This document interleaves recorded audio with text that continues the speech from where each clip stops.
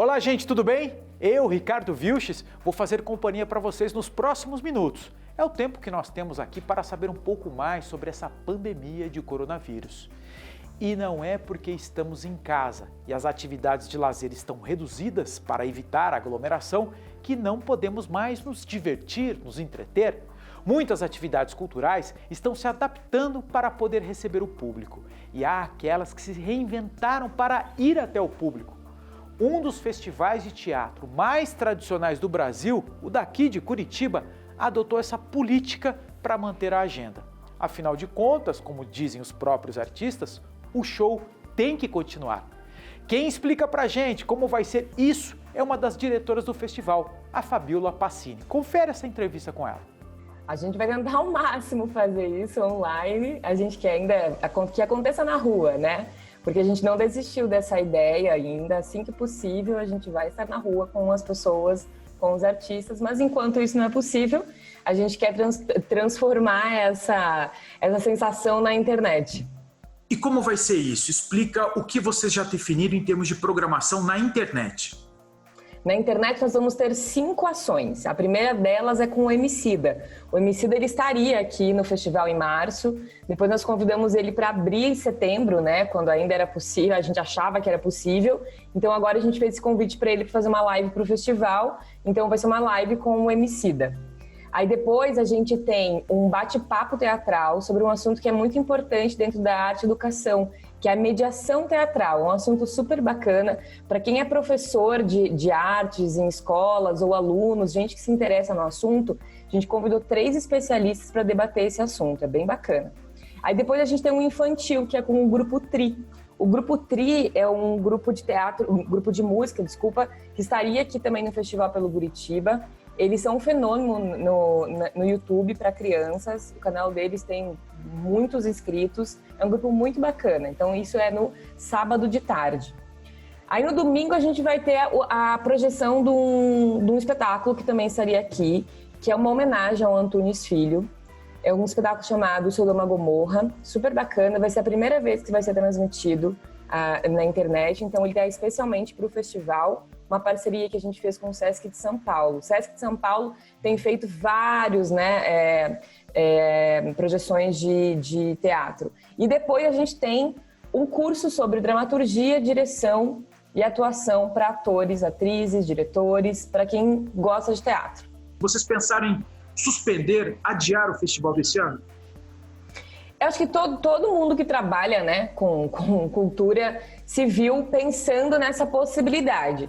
A gente não quer cravar isso ainda, sabe? Porque somos bastante otimistas e quem sabe, né, com todos os protocolos possíveis a gente consiga fazer na rua. Mas, claro, a gente fica pensando, né? E se não der, como é que a gente vai fazer? Vamos fazer em 2021, assim que tiver vacina? A gente fica pensando nisso sim. A gente tem que pensar em todas as projeções possíveis, né? Então temos plano A, plano B, plano C, e assim a gente vai caminhando, mas pensamos sim. Como está sendo a vida de profissionais do teatro em termos de pandemia? Eu estou falando questões financeiras, eu estou perguntando de pais de família que dependem de teatro para isso. Como é que está a situação desse pessoal? Tá muito difícil, tá super complicada, porque as pessoas se viram, de fato, do dia para a noite sem seus trabalhos, né? Sem suas rendas e como a gente sempre falou desde o início, a cultura foi a primeira a parar e vai ser a última a voltar. Então tem pessoas que estão passando por dificuldades enormes mesmo, assim, com dificuldades para comer, para pagar as suas contas, né, para pagar aluguel e tudo mais. Então, assim, existem, né, os auxílios agora do governo, o federal, tem uma discussão grande na internet sobre como vão receber esse dinheiro. Algumas ações de arrecadação de dinheiro que são destinadas diretamente para técnicos também da área da cultura, mas está uma situação muito difícil. E agora com os drive-ins também, né, algumas pessoas estão conseguindo trabalhar, mas ainda vai demorar bastante tempo para as coisas ficarem normais no nosso setor. Bom, Fabiola, pelo menos essas 5 ações que você mencionou para a gente, ela vai estar disponível na internet. Então, nós chegamos a todo o Brasil. Então, todo brasileiro agora vai poder assistir, de fato, em casa. Então, eu gostaria que você fizesse esse convite para saber aquelas pessoas que, de repente, não saibam exatamente o que é o Festival de Curitiba. Então, fique à vontade para convidar esse público. Exatamente. Existe sempre a vantagem, né? A gente tem que olhar para um lado positivo.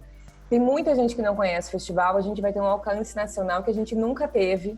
O festival é muito conhecido no Brasil, mas dentro da casa das pessoas a gente vai falar com um público que nunca ouviu falar. Então, assim, gente, ele é gratuito, todos os links são pelo YouTube, a não ser o curso de dramaturgia, que lá no site do festival você vai encontrar o link para se inscrever, quem tiver interesse.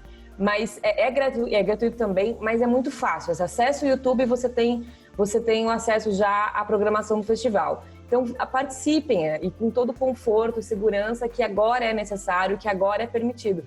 E assim que puder, a gente vai voltar com tudo, vai voltar fazendo festa, vai voltar feliz da vida. Deixa eu reforçar aqui o convite da direção do festival de aqui de Curitiba. Esse festival começa agora em setembro, no próximo dia 17. E você de casa, não importa onde você esteja, você pode acompanhar todas essas atrações pela internet. Tá combinado? Dia 17, hein?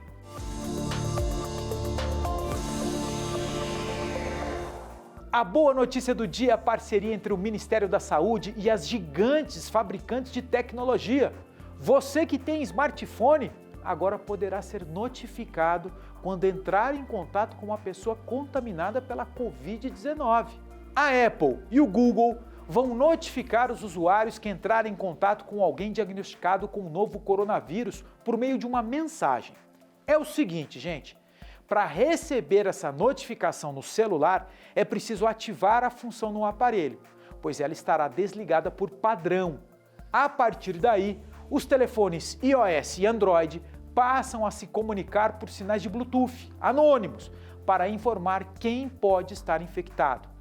Essa é uma maneira que as autoridades de saúde pública vão usar os smartphones para auxiliar no rastreamento de contatos. Mas aí você pergunta, né? Mas como isso vai ser possível? Na prática, o infectado vai disponibilizar no aplicativo Coronavírus SUS a validação de seu exame positivo para a doença. Essa informação acionará as notificações que serão enviadas para as pessoas com as quais o paciente teve contato e pode ter infectado. Tudo isso acontece de forma anônima, hein?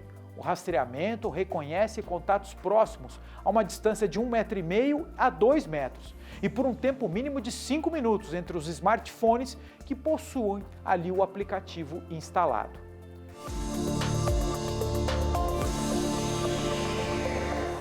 Uma análise publicada por uma revista científica inglesa constatou que 87% dos pacientes estudados perderam o olfato e 56% o paladar. A pesquisa confirma uma medida adotada pela Organização Mundial da Saúde, a de adicionar na lista de sintomas da Covid-19 a perda de olfato e também do paladar. Os pacientes pesquisados enfrentaram a forma menos grave da doença.